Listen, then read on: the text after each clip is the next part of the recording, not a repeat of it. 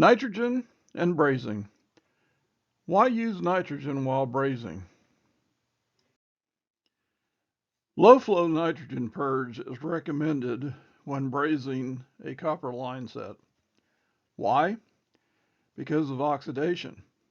You know, that black crap that forms on the copper line, it forms on the outside of the copper line, and guess what?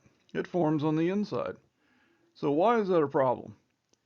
Well, we want to protect the TXV, the PEV, the pressure equalization valve, an electronic expansion valve, our rotary compressor or any type of compressor, and our reversing valve. Any small place where such black oxidation could cause problems and contamination.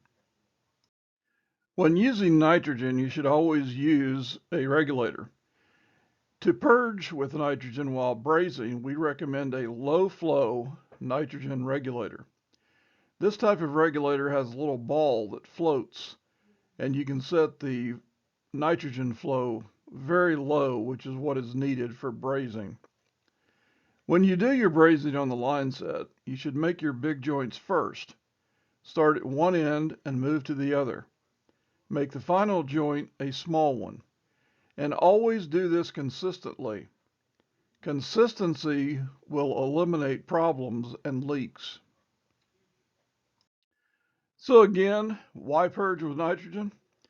Well, I don't think you want all that black stuff on the inside of your copper line, because that's going to cause you problems down the road. You want the shiny, clean copper on the right-hand side. So always use nitrogen when you're brazing a copper line set. Go to arefco.com for more videos, like, subscribe, and check back every week for new videos.